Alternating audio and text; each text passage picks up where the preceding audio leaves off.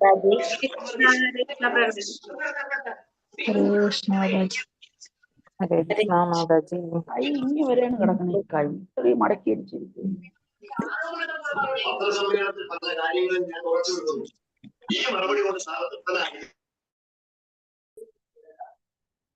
ഹരേ കൃഷ്ണ. ഹരേ കൃഷ്ണ. എല്ലാവർക്കും പ്രണാമം. ഹരേ കൃഷ്ണ. ഹരേ കൃഷ്ണ. ഓം നമോ ഭഗവതേ വാസുദേവായ. ഓം നമോ ഭഗവതേ വാസുദേവായ. ഓം നമോ ഭഗവതേ വാസുദേവായ. ഓം അജ്ഞാനതിമിരാന്തസ്യ ജ്ഞാനാഞ്ജനശലാകയ ചക്ഷുരുന്മീലിതം യേന തസ്മൈ ശ്രീഗുരവേ നമഃ. നമോ വിഷ്ണുപാദായ കൃഷ്ണപ്രേഷ്ഠായ ഭൂതലേ ശ്രീമതേ ഭക്തിവേദാന്ത സ്വാമിനിധി നാമിനെ. നമസ്തേ സാരസ്വതേ ദേവേ ഗൗരവാണി പ്രചാരിണേ നിർവിശേഷ ശൂന്യവാദി പാശ്ചാത്യദേശധാരിണേ. ജയ ശ്രീ കൃഷ്ണ ചൈതന്യ പ്രഭു നിത്യാനന്ദ ശ്രീ അദ്വൈത ഗദാധര ശ്രീവാസാദി ഗൗരഭക്തവൃന്ദ. ഹരേ കൃഷ്ണ കൃഷ്ണ കൃഷ്ണ ഹരേ ഹരേ. ഹരേ രാമ രാമ രാമ ഹരേ ഹരേ. ഹരേ കൃഷ്ണ. ശ്രീ ശ്രീ രാധാ ഗോവിന്ദ് ടെമ്പിൾ ഇസ്കോൺ മാംഗ്ലൂരിന്റെ ഭഗവത്ഗീത ക്ലാസ്സിലേക്ക് എല്ലാവർക്കും സ്വാഗതം. ഹരേ കൃഷ്ണ. എല്ലാവർക്കും പ്രണാമം. നമ്മൾ ഭഗവത്ഗീത അധ്യായം 18 സന്യാസത്തിന്റെ പരിപൂർണത. ഇതിൽ എത്ര ശ്ലോകം വരെ നമ്മൾ എടുത്തു? 39. 39 വരെ എത്തി നമ്മളെ. ഹരേ കൃഷ്ണ. അപ്പൊ നമ്മൾ ഇന്നലെ എന്തൊക്കെ പഠിച്ചത്?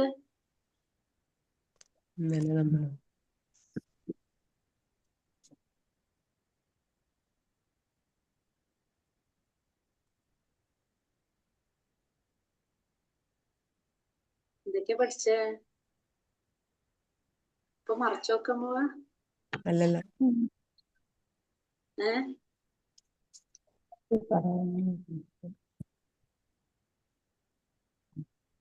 സാത്വിക ബുദ്ധി, രാജസിക ബുദ്ധി, താമസിക ബുദ്ധി അല്ല 3 തരത്തിലുള്ള ബുദ്ധിയെ കുറിച്ച് പറഞ്ഞു. പിന്നെ കർത്താവൊക്കെ കർമ്മത്തെ കുറിച്ച് പറഞ്ഞു. 3 തരം കർത്താവിനെ കുറിച്ച് പറഞ്ഞു. ആണോ? പറഞ്ഞു. ഒക്കെ ഇന്നലെയാണോ പറഞ്ഞത്? ഇന്നലെ. 3 സുഖത്തെ പറ്റി സുഖത്തെ പറ്റി പറഞ്ഞു.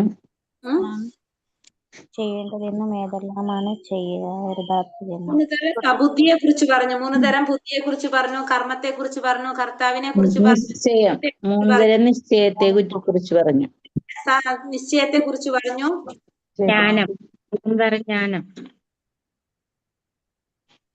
ജ്ഞാനത്തെ കുറിച്ച് പറഞ്ഞു അല്ലെ. സുഖം ലാസ്റ്റ് വന്നിരിക്കണ സുഖത്തെ കുറിച്ച് പറഞ്ഞിട്ട് നമ്മൾ നിർത്തിയതല്ലേ. 3 തരത്തിലുള്ള സുഖം. ഞാൻ എല്ലാതും വീണ്ടും റിപ്പീറ്റ് ചെയ്യണ്ടല്ലോ. എല്ലാവർക്കും മനസ്സിലായതല്ലോ അതൊക്കെ? അപ്പൊ നമുക്ക് അടുത്തേക്ക് പോകാം. ഇന്ന് അടുത്ത ശ്ലോകത്തിലേക്ക് പോകാം നമുക്ക്. എല്ലാവർക്കും മനസ്സിലായത്? ഹരേ കൃഷ്ണ. അപ്പൊ നമുക്ക് അടുത്തേക്ക് പോകാം. ശ്ലോകം 40. ഹരേ കൃഷ്ണ. ഓം നമോ ഭഗവതേ. 39 മാതാജി. 39 എടുത്തിട്ടില്ല. 40 39 ഉണ്ടാവല്ലോ. താമസിക സുഖത്തെ 39 വരെ എടുത്തു. ശരിയാണ്. 40 തൊട്ട് തുടങ്ങേണ്ടത്.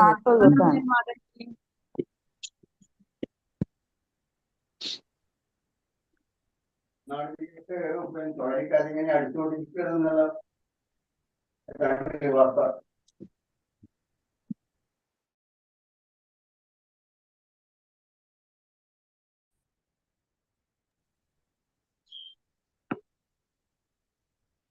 40 തൊട്ട് എടുക്കണം അല്ലെ. ഹരേ കൃഷ്ണ. ഓം നമോ ഭഗവതേ വാസുദേവായ. നാതദസ്തി പൃഥിവ്യാം വാ ദിവി ദേവേഷു വാ പുനഃ സത്വം പ്രകൃതി ജൈർമുക്തം യദേഭി സ്യാത്രിഭിർഗുണൈ.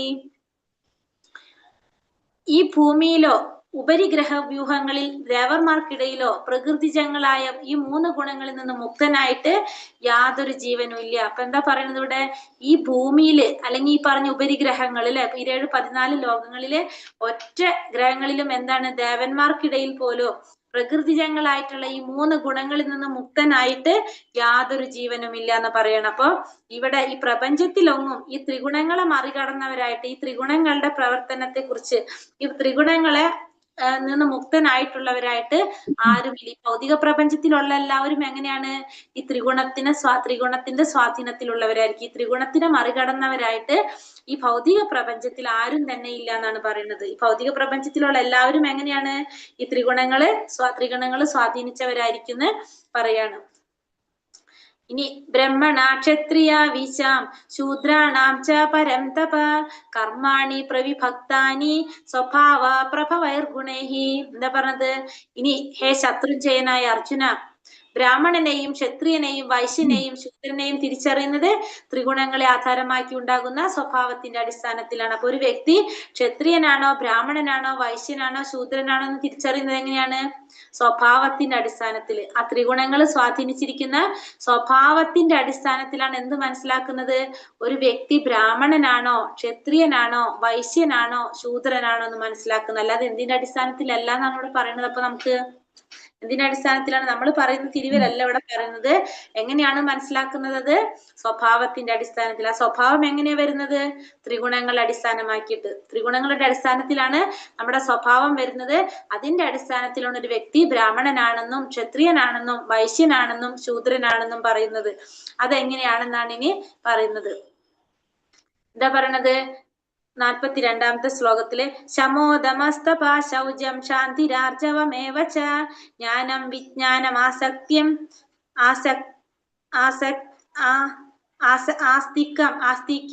ബ്രഹ്മകർമ്മ സ്വഭാവജം ജ്ഞാനം വിജ്ഞാനം ആസ്തിക്യം ബ്രഹ്മകർമ്മ സ്വഭാവജം. എന്താണ് പറഞ്ഞത്? ബ്രാഹ്മണരുടെ സ്വഭാവത്തെ കുറിച്ചാണ് പറയുന്നത്. ഫസ്റ്റത്തെ പറഞ്ഞത് അല്ലെ, ബ്രാഹ്മണന്റെ സ്വഭാവം എങ്ങനെയായിരിക്കും പറയുന്നത്? ശാന്തത. ബ്രാഹ്മണൻ എങ്ങനെയാണെന്ന് പറയുന്നു? ശാന്തനായിരിക്കും, ആത്മസംയമനം പാലിക്കുന്നവനായിരിക്കും, തപസ്, വിശുദ്ധി, ക്ഷമ, സത്യസന്ധത, ജ്ഞാനം, വിജ്ഞാനം, ആസ്തിക്യം എന്നിവയാണ് ബ്രാഹ്മണരുടെ പ്രവൃത്തികളുടെ ഗുണവിശേഷങ്ങൾ എന്ന് പറയുന്നത്. എന്താ പറഞ്ഞത്? ആസ്തിക്യം എന്ന് വെച്ചാൽ ധാർമ്മികതയും ഭക്തിയും. ധർമ്മത്തിനെ ഫോളോ ചെയ്യുന്നവരായിരിക്കും, അത്യാവശ്യം ധർമ്മം പാലിച്ചു പോകുന്നവരായിരിക്കും, അത്യാവശ്യം ഭഗവാനിൽ വിശ്വാസമുള്ളവരായിരിക്കും. അപ്പൊ ബ്രാഹ്മണർ എന്ന് പറയുന്നത് എങ്ങനെയാണ്? ഒന്ന് ശാന്തരായിരിക്കും, അവര് ആത്മസംയമനം പാലിക്കുന്നവരായിരിക്കും, തപസ്, ശുദ്ധി ഇവരിൽ ഉണ്ടായിരിക്കും, ക്ഷമ, സത്യസന്ധത ഉണ്ടാകും, ജ്ഞാനം, വിജ്ഞാനം ഇത് രണ്ടും ഉണ്ടാകും. പിന്നെന്താണ്? ആസ്തിക്യം, ഭക്തി, ധർമ്മം അതും എന്താണ്? പാലിക്കുന്നവരായിരിക്കും. ഇത്തരത്തിലുള്ളതാണ് ആരുടെ ഗുണവിശേഷങ്ങള്? ഒരു ബ്രാഹ്മണന്റെ ഗുണങ്ങൾ എന്ന് പറഞ്ഞ. അപ്പൊ ഒരു ബ്രാഹ്മണൻ എങ്ങനെയുള്ള വ്യക്തിയായിരിക്കും? അപ്പൊ ഇത്രയും ഗുണങ്ങൾ ഒരാളിൽ കണ്ടാൽ നമുക്ക് എന്ത് മനസ്സിലാക്കാം? ആ വ്യക്തി ബ്രാഹ്മണനാണ് നമുക്ക് മനസ്സിലാക്കാം. എങ്ങനെയാണ്? ഒന്ന് ശാന്തനായിരിക്കും, പിന്നെ ആത്മസംയമനം പാലിക്കുന്നവനായിരിക്കും, തപസ്, വിശുദ്ധി, ക്ഷമ, സത്യസന്ധത, ജ്ഞാനം, വിജ്ഞാനം, ആസ്തിക്യം അതായത് ധർമ്മം, പിന്നെന്താണ്? ഭക്തി. ഇത്തരം കാര്യങ്ങൾ ഉണ്ടെങ്കിൽ ഒരു വ്യക്തിയിൽ ഉണ്ടെങ്കിൽ ആ വ്യക്തി ബ്രാഹ്മണനാണ്. അതെ, ഒരു ബ്രാഹ്മണന്റെ ഗുണങ്ങളാണ് ഈ പറയുന്നത്. 9 ഗുണങ്ങളാണ് ബ്രാഹ്മണനുള്ളത്. ഈ 9 ഗുണങ്ങള് ഒരു ബ്രാഹ്മണൻ ഉണ്ടാവുന്നതാണ്. ഏതൊക്കെയാണ് 9 ഗുണങ്ങള്? ശാന്തത, ആത്മസംയമനം, തപസ്, വിശുദ്ധി, ക്ഷമ, സത്യസന്ധത, ജ്ഞാനം, വിജ്ഞാനം, ആസ്തിക്യം. ഈ 9 ഗുണങ്ങള് ഒരു ബ്രാഹ്മണൻ ഉണ്ടാകുന്നതാണ്. അപ്പൊ ഈ 9 ഗുണങ്ങളുള്ള വ്യക്തിയാണ് ആര്? ഒരു ബ്രാഹ്മണൻ എന്ന് പറയുന്നത്. ഇനി അടുത്തത് എന്താ പറയണത്? ശൗര്യം, തേജോധിർദിർ ദാക്ഷ്യം, യുദ്ധേ ചാപ്യാപലായനം, ദാനമീശ്വര ഭാവശ്ച ക്ഷാത്രം കർമ്മ സ്വഭാവജം. ഇനി ക്ഷത്രിയനെ കുറിച്ച് പറയാണ്. ക്ഷത്രിയൻ എങ്ങനെയാണെന്ന് പറയാണ്? പരാക്രമം, ബലം, ദൃഢനിശ്ചയം, നൈപുണ്യം, യുദ്ധത്തിൽ ധൈര്യം, ഔദാര്യം, നേതൃത്വം തുടങ്ങിയവ ക്ഷത്രിയന്റെ പ്രവർത്തികളുടെ സ്വഭാവവിശേഷങ്ങള്. ക്ഷത്രിയൻ എങ്ങനെയായിരിക്കും? അപ്പൊ പരാക്രമം, ബലം, ദൃഢനിശ്ചയം, നൈപുണ്യം, യുദ്ധത്തിൽ ധൈര്യം ഉണ്ടായിരിക്കും, ഔദാര്യം, പിന്നെന്താ പറഞ്ഞത്? നേതൃത്വം. ഈ പറഞ്ഞ ഗുണങ്ങൾ ആരിലുണ്ടാകും? ക്ഷത്രിയന്മാരിലുണ്ടാകും. ക്ഷത്രിയരുടെ സ്വഭാവത്തിൽ കാണുന്നതാണ് നമ്മൾ ഈ പറഞ്ഞതൊക്കെ. അവരെങ്ങനെയുള്ളവരായിരിക്കും? പരാക്രമശാലികളായിരിക്കും, ബലം ഉണ്ടായിരിക്കും, അവർക്ക് നല്ല ദൃഢനിശ്ചയം ഉണ്ടായിരിക്കും, നൈപുണ്യം ഉണ്ടാവും, യുദ്ധത്തിൽ ധൈര്യം ഉണ്ടായിരിക്കും, ഔദാര്യം, നേതൃത്വ സ്വഭാവക്കാരിൽ കാണാം, ഈ ക്ഷത്രിയന്മാരിൽ കാണാനായിട്ട് സാധിക്കും. ഇത്തരത്തിലുള്ളതാണ് എന്ത്? ഒരു ക്ഷത്രിയന്റെ പറയുന്നത്. ഇനിയോ? കൃഷി, ഗോരക്ഷ്യ, വാണിജ്യം, വൈശ്യ കർമ്മ സ്വഭാവജം, പരിചര്യാത്മകം കർമ്മ ശൂദ്രസ്യാപി സ്വഭാവജം. കൃഷി, ഗോരക്ഷ, വ്യാപാരം എന്നിവ വൈശ്യർക്ക് സ്വാഭാവികങ്ങളായ കർമ്മങ്ങളാണ്. വൈശ്യർ എങ്ങനെ പറയുന്നത്? ഒന്ന് കൃഷി, ഗോരക്ഷ, എന്താ പറയാ, ഗോരക്ഷ എന്ന് വെച്ചാല് നമ്മളെ പശുവിന്റെ ഒക്കെ അല്ലെ ഗോരക്ഷ. പിന്നെ വാണിജ്യം, അതൊക്കെയാണ് ആരിൽ കാണുന്നത്? വ്യാപാരം. ഇതൊക്കെയാണ് വൈശ്യരിൽ കാണുന്നത്. ശൂദ്രരുടേതാണെങ്കിലോ അധ്വാനവും മറ്റുള്ളവരെ പരിചരിക്കലുമാണ് ആരുടെ? ശൂദ്രരുടെ സ്വഭാവത്തിൽ വരുന്നത് എന്താണ്? അവര് അധ്വാനശീലരായിരിക്കും, മറ്റുള്ളവരെ പരിചരിക്കുന്നവരായിരിക്കും. ഇപ്പൊ 4 കൂട്ടരെ കുറിച്ച് പറയണമെന്ന്. ക്ഷത്രിയ, ഫസ്റ്റ് പറഞ്ഞ ബ്രാഹ്മണന്മാര്. ബ്രാഹ്മണൻസിന് കാണുന്ന 9 ഗുണങ്ങൾ നമ്മൾ പറഞ്ഞു. എന്തൊക്കെയാണെന്ന് പറഞ്ഞത്? ശാന്തത, ആത്മസംയമനം, ജ്ഞാനം, വിജ്ഞാനം, പിന്നെന്താണ്? തപസ്, വിശുദ്ധി, ക്ഷമ, സത്യസന്ധത, പിന്നെ ആസ്തിക്യം. ആസ്തിക്യം എന്ന് വെച്ചാല് ധർമ്മം, ഭക്തി. ഇത്തരം ഗുണങ്ങൾ ആരിലുണ്ടാവും? ഒരു ബ്രാഹ്മണന്റെ ഉണ്ടാവും. ക്ഷത്രിയന്റെ പരാക്രമം, ബലം, ദൃഢനിശ്ചയം, നൈപുണ്യം, യുദ്ധത്തിൽ ധൈര്യം, ഔദാര്യം, നേതൃത്വ വാസന. ഇതൊക്കെ ആരിൽ കാണുന്നതാണ്? ഒരു ക്ഷത്രിയനിൽ കാണുന്നതാണ്. ഇനി വൈശ്യരിൽ കാണുന്നതാണ് കൃഷി, ഗോരക്ഷ, വ്യാപാരം. ഇതാണ് വൈശ്യരിൽ കാണുന്നത്. ശൂദ്രരിൽ കാണുന്നത് അധ്വാനശീലരായിരിക്കും, പരിചരിക്കുന്ന ശീലവും ആരിലുണ്ടാകും? ശൂദ്രരിൽ കാണും. അപ്പൊ 4 വിധത്തില് നമ്മൾ ഈ പറഞ്ഞ 4 വിധത്തിലുള്ളവർക്ക് ഈ ത്രിഗുണങ്ങൾ സ്വാധീനിക്കുന്നതിനനുസരിച്ച്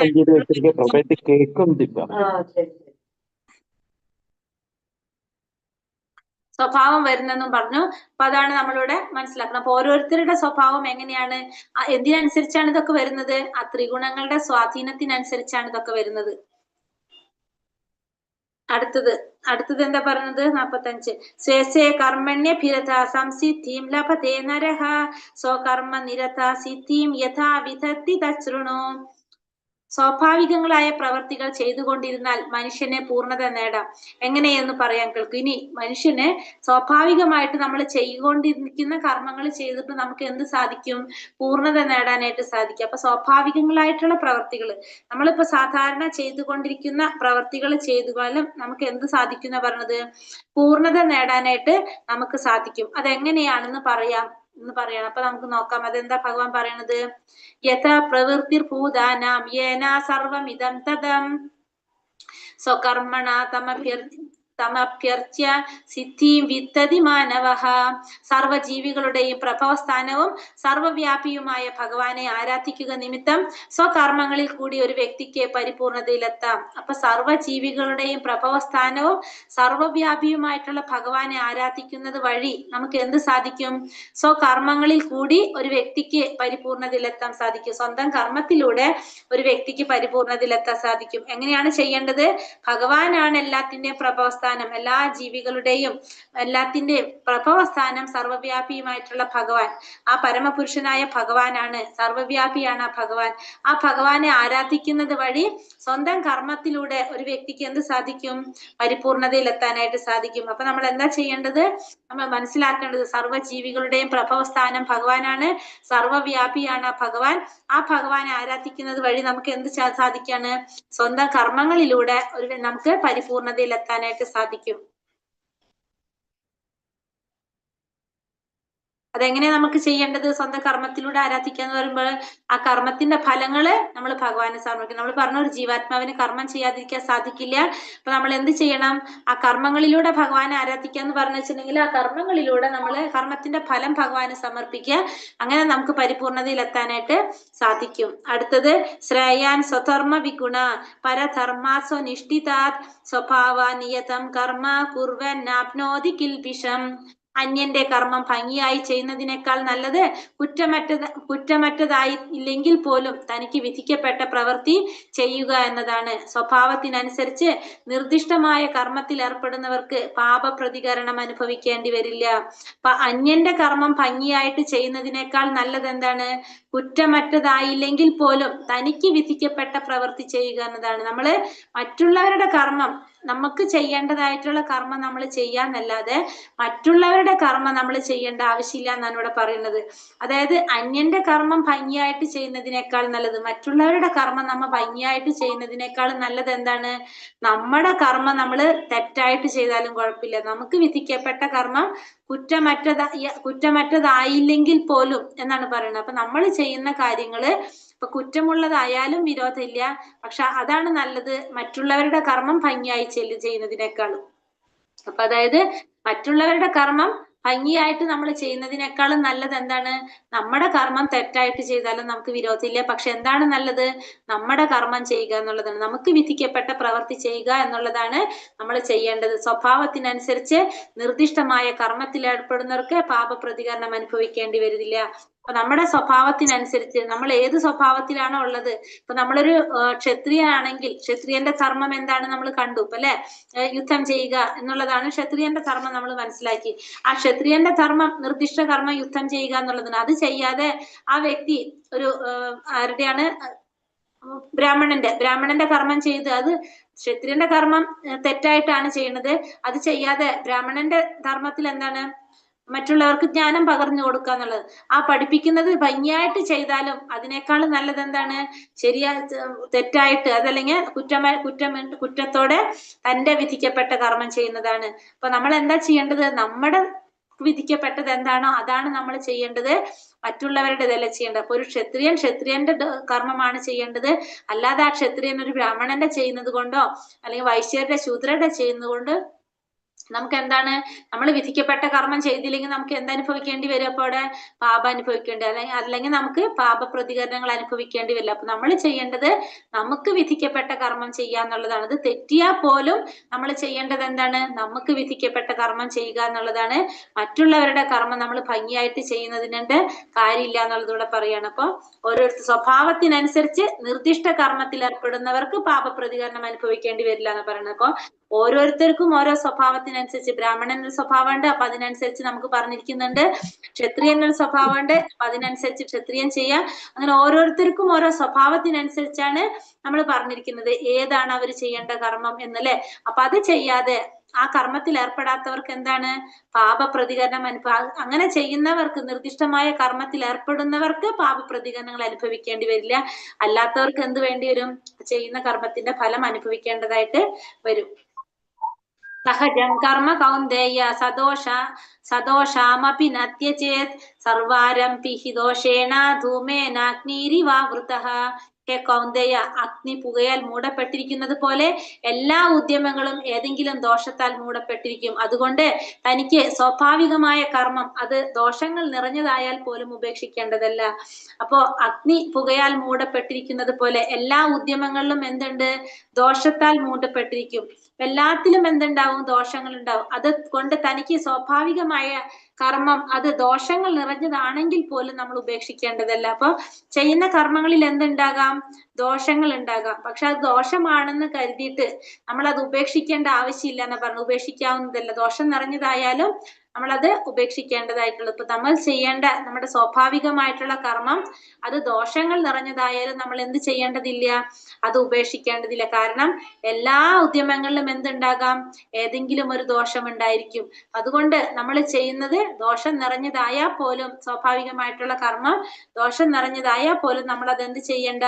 ഉപേക്ഷിക്കേണ്ടതില്ല എന്ന് പറഞ്ഞു. കാരണം നമ്മളെ ജീവിതത്തിൽ നമ്മൾ ചെയ്യുന്ന എല്ലാ കർമ്മവും എന്തിനായിട്ട് ബന്ധപ്പെട്ടിരിക്കുകയാണ്?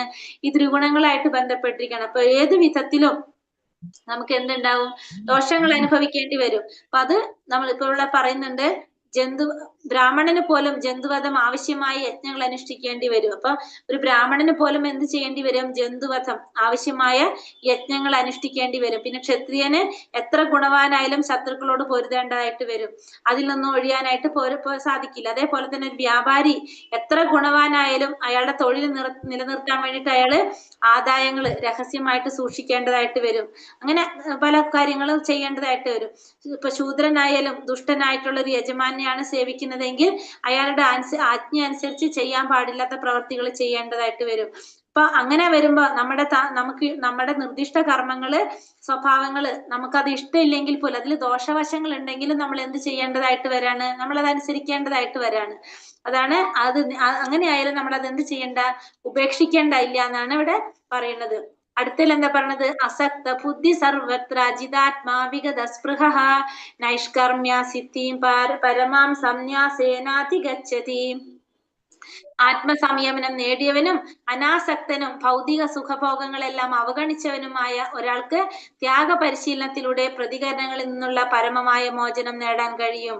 ഇവിടെ ആത്മസംയമനം നേടിയവനും അനാസക്തനും ആത്മസംയമനം നേടിയവനും അനാസക്തനും ഭൗതിക സുഖഭോഗങ്ങളെല്ലാം അവഗണിച്ചനുമായ ഒരാൾക്ക് ത്യാഗ പരിശീലനത്തിലൂടെ പ്രതികരണങ്ങളിൽ നിന്നുള്ള പരമമായ മോചനം നേടാനായിട്ട് സാധിക്കും. ഇവിടെ ആത്മസംയമനം നേടിയ ഒരു വ്യക്തി, ആസക്തി ഇല്ലാത്തൊരു വ്യക്തി, അനാസക്തം എന്ന് വെച്ചാൽ എന്താണ്? ഭൗതിക എല്ലാത്തിനോടും ആസക്തി ഇല്ലാത്തൊരു വ്യക്തി, ഭൗതിക ഭോഗങ്ങള് സുഖഭോഗങ്ങളെല്ലാം അവഗണിച്ചവനുമായിട്ടുള്ള ഒരു വ്യക്തിക്ക് ത്യാഗ പരിശീലനത്തിലൂടെ എന്ത് സാധിക്കാണ്?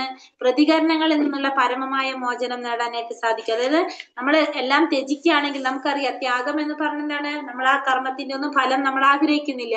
അപ്പൊ ആ ത്യാഗത്തിലൂടെ നമുക്ക് എന്ത് സാധിക്കുന്ന പറഞ്ഞത്? പ്രതികരണങ്ങളിൽ നിന്നുള്ള പരമമായ മോചനം. ത്യാഗം എന്ന് പറഞ്ഞാൽ നമ്മൾ ചെയ്യുന്ന ആ കർമ്മത്തിന്റെ ഫലങ്ങളൊന്നും നമ്മൾ അനുഭവിക്കുന്നില്ല, നമ്മളെല്ലാം ഭഗവാന് സമർപ്പിച്ചതാണ്. അപ്പൊ സ്വാഭാവികമായിട്ടും അതിൽ എന്തുണ്ടാവുന്നില്ല? അതിന് പ്രതികരണങ്ങൾ ഉണ്ടാവില്ല. അപ്പൊ നമുക്ക് പ്രതികരണങ്ങളിൽ നിന്ന് മോചനമായിരിക്കും ഉണ്ടാകുന്നത്. അത് എങ്ങനെയുള്ളവരാണ് ഇതൊക്കെ ചെയ്യുന്നത്? ആത്മസംയമനം നേടിയവര്, അനാസക്തനായിട്ടുള്ള വ്യക്തി, ഭൗതിക സുഖഭോഗങ്ങളെല്ലാം അവഗണിച്ചവനായിട്ടുള്ള ഒരു വ്യക്തിയാണ് എന്ത് ചെയ്യുന്നത്?